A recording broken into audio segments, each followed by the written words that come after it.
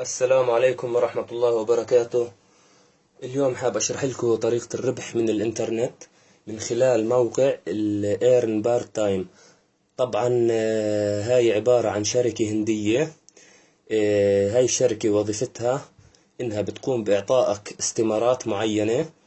أنت كموظف أو كعامل بتقوم بتعبئة هاي الاستمارات على الإيميل، بيبعتوا لك إياها على الإيميل، وأنت بتاخذ هاي الاستمارات من الإيميل، بتعبيها حسب البيانات المطلوبة، بتعبيها على الوورد أو الإكسل، وبترجع بتبعتها مرة ثانية على الإيميل للشركة. طبعا كل استمارة أنت بتعبيها وبتبعتها للشركة بتاخذ عليها نسبة من الأرباح. طبعا نسبة كل استمارة، نسبة أرباحها 40 سنت، يعني عبيت 5 استمارات بتاخذ عليهم $2. طبعا هاي الشركة رائعة جدا ومصداقيتها كبيرة جدا. أنا بعرف أشخاص كثير بيشتغلوا مع هاي الشركة وحققوا منها أرباح، فأنا بحكي لكم يعني من هاي الناحية اطمنوا كثير، لأن هاي الشركة عندها مصداقية كبيرة وهي شركة معروفة ومشهورة على مستوى العالم.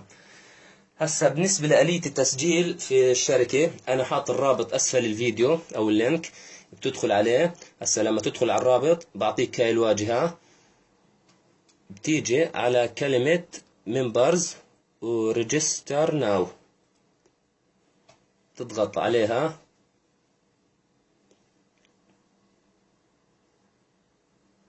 هسا بتقوم بتعبئة البيانات المطلوبة. سهلة جدا طريقة التسجيل. أول إشي your full name، اسمك الكامل، اسمك الرباعي. بعدين طبعا باللغة الإنجليزية تعبئة البيانات بتكون بالإنجليزي فقط مش باللغة العربية. بتحط اسمك الرباعي your full name. بعدين your address، عنوانك. طبعا عنوانك حطه صحيح ودقيق جدا، على أساس لما يبعثوا لك أرباحك يبعثوا لك إياه على العنوان اللي أنت بتكتبه هان. ادرس رو تو، هاي يعني بدك تكتب عنوان بشكل ادق تفصيل، بس مش ضروري تعبيها. سيتي اور تاون، البلدة تبعتك او مدينتك. ستيت اور بروفنس اللي هي المحافظة. بوستال كود اللي هو الرمز البريدي لمنطقتك. انا مثلا من فلسطين، الرمز البريدي تبعي 00972. انت من منطقة ثانية بتشوف الرمز البريدي لبلدك وبتعبيها. الكانتري الدولة تبعتك. هان الايميل بتعبيه. تكتب هان الايميل مرة ثانية. هان تختار باسورد، تختاروا انتو، تختار باسورد اللي بناسبك، وهان تكتبه كمان مرة. هان بيحكي لك ار يو هيومن، تحط له يس. طبعا هاي الخانة بحط لك اياها على اساس انه في برامج احيانا بتدخل تقوم في عملية التسجيل، فهو علشان يتجنب هاي النقطة بيسألك هذا السؤال، فبتكتب له يس على اساس يتأكد انك شخص طبيعي داخل تسجل في الموقع او في الشركة. بعديها لما تعبي هاي البيانات بتحط هاي سبماي تو ريجستر. لما تضغط عليها بيبعث لك رسالة انه في كود جايك على الايميل من الشركة. تدخل على ايميلك وتكون وصلتك رسالة من الشركة تعطيك كود، بتاخذ هذا الكود بترجع على الموقع بتعبيه وخلص. هيك انت اتميت عملية التسجيل. هسا في شغلة مهمة هسا بشرح لكم اياها. لما تسجل في الموقع ما بتبدأ بالعمل مع الشركة إلا لما يكون في رصيدك $40. طبعا $40 هدول انت ما بتدفعهم من جيبك، لا، الشركة أول ما تسجل معها بتعطيك بونص $10، بضل $30. $30 هدول كيف بدك تجيبهم؟ لازم من خلال الريفرال. يعني بتدعو أشخاص إنهم يسجلوا من خلالك. هاي مثلا، هاي أنا أدخل على حسابي أفهمكم طريقة بالضبط. أنا مسجل من فترة يعني. هاي ماي إيميل، هاي الباسورد.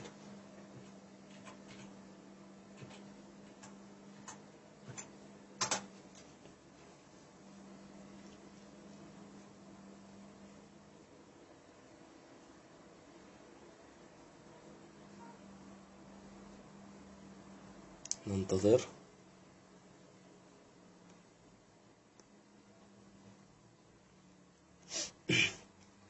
هاي صفحتي أنا مسجل في الموقع. هسا لما أنت تسجل نفس الإشي بعطيك كان يور ريفيرال لينك، هذا الرابط انت لما سجلت الشركة اعطتك الرابط هذا بيكون خاص فيك.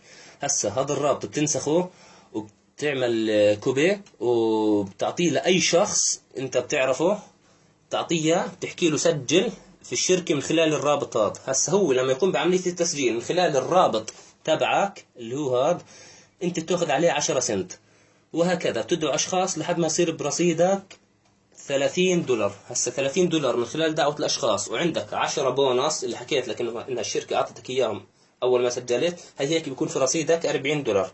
$40 هذول تعطيك الشركة فيهم شك، ولما تعطيك الشك وتصرفه بتبلش انت موظف رسمي عند هاي الشركة. بتصير تبعث لك على الايميل استمارات، انت بتاخذها توديها على الوورد او على الاكسل، بتعبي هاي الاستمارات وبترجع تبعثها مرة ثانية للشركة، وهي بتبعث لك عدد كبير جدا من الاستمارات يوميا. هسا انت وشطارتك اذا اشتغلت في اليوم من 2 ل3 ساعات مثلا، بتطلع في الشهر حوالي 1500 ل $2000 ارباح.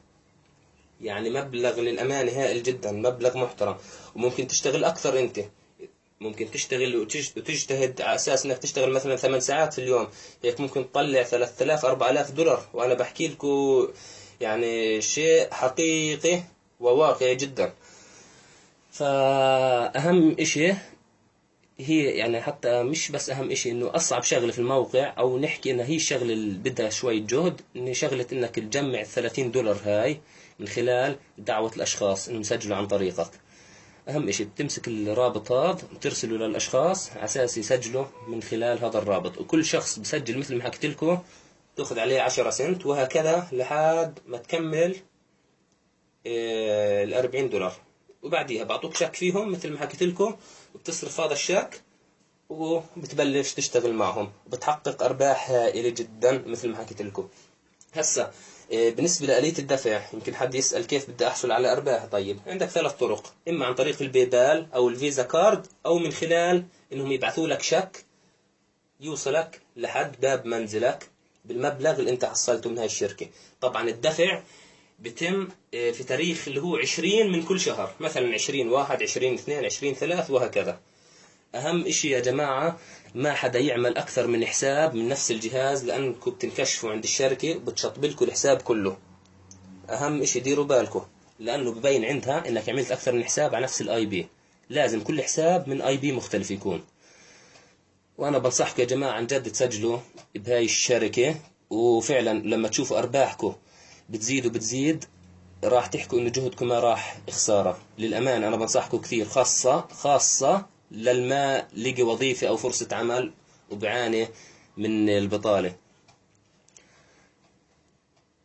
وتقريبا هاي المعلومات، أو هاي زي ما كيف أحكي لكم إنها خلص هاي آلية العمل الأساسية في الشركة، كيف إنك تسجل فيها، وكيف إنك تجمع $40 على أساس تبلش شغل في الشركة. وكيف طبيعة الشغل إنها بتبعث لك استمارات وأنت بتعبيها وبترسلها مرة ثانية للشركة، وكل استمارة مثل ما حكيت لكم 40 سنت بتاخذ عليها.